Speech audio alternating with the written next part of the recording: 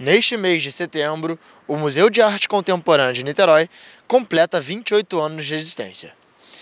O museu, inaugurado em 2 de setembro de 1996, é um símbolo da cidade de Niterói.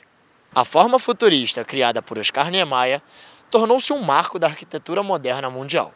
Para alguns, parece até um disco voador, mas é, na verdade, além de um ponto turístico, um lugar de divulgação da arte e cultura da chamada Cidade Sorriso. O MAC cumpre nesses anos, desde da sua criação, um papel muito importante para a cidade de Niterói, né?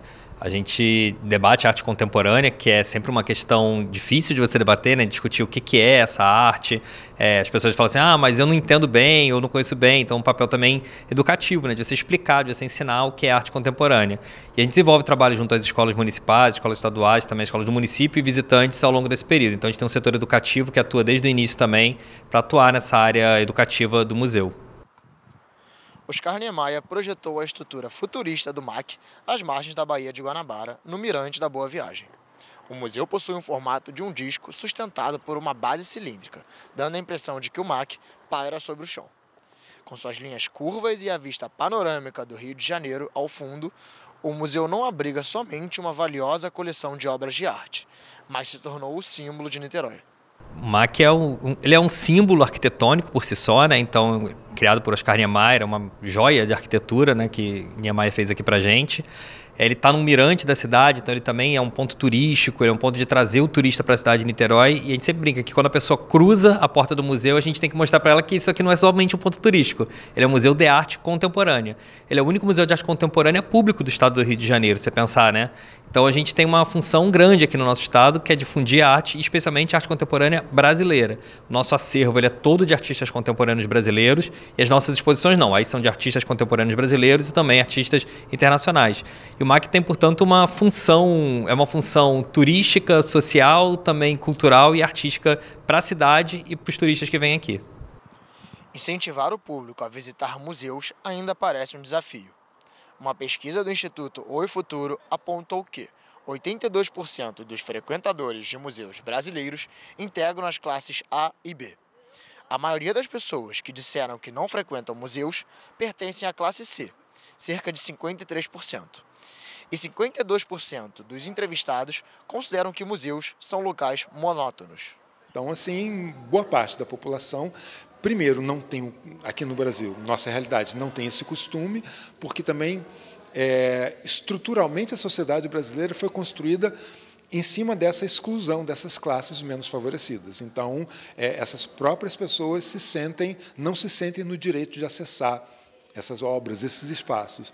Então, nesse sentido, os espaços dos museus mais contemporâneos, por mais inclusivos que eles queiram ser, eles acabam não sendo porque existe estruturalmente um modelo de exclusão da sociedade brasileira.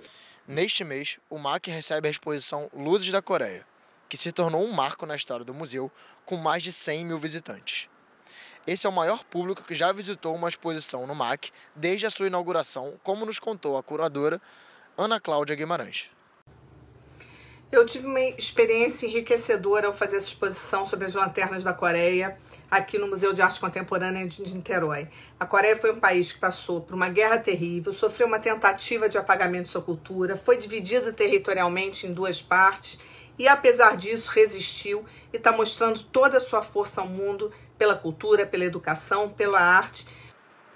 De acordo com a curadora, o melhor da exposição foi ver o museu cheio todos os dias e perceber o entusiasmo das pessoas pela arte coreana.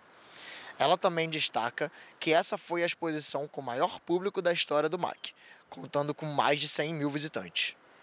E também lembrou que a arte não pode ser restrita a um público especializado, mas sim aberta a todas as pessoas.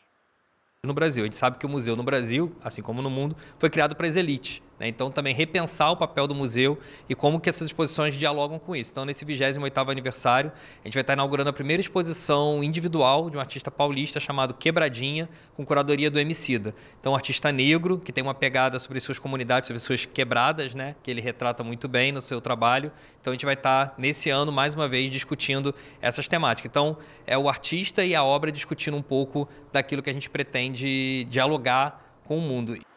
Além da exposição do Emicida, o museu também vai lançar um edital para a aquisição de novas obras de arte contemporânea. Então a gente, pela primeira vez, nosso acervo, a gente fez um estudo que ele é majoritariamente de pessoas brancas, a gente também quer rediscutir qual é o acervo que a gente quer guardar, quais são os artistas que a gente quer ter na nossa coleção. Então a gente vai estar lançando aí, na semana do aniversário do museu provavelmente, ou logo ali em seguida, por ali, um edital para aquisição de novas obras de arte para o acervo do museu. Nesses 28 anos, o MAC demonstrou vocação para ser não só a casa de artistas nacionais e internacionais, mas também o elo entre a arte contemporânea e a arte tradicional, promovendo o encontro entre o passado e o presente. Eu acredito que o Museu de Arte Contemporânea, apesar de ser um museu voltado à arte contemporânea, como o próprio nome diz, deve flexibilizar e ampliar o acesso de toda forma de cultura, especialmente as culturas milenares, como as de origem asiática, e que de certa forma não estão tão presentes como deveriam. Eu entendo que não falamos sobre o presente sem antes lembrarmos da história que levou o país até aquele ponto. A Coreia do Sul é um país que honra a sua história. Aliás, há todos os anos, um festival de lanternas na cidade de Jinju que reúne mais de 3 milhões de pessoas. E eu acho que nada mais contemporâneo do que isso. Na minha visão, os museus deveriam ser responsáveis por atrair pessoas e mudar o comportamento delas pela arte.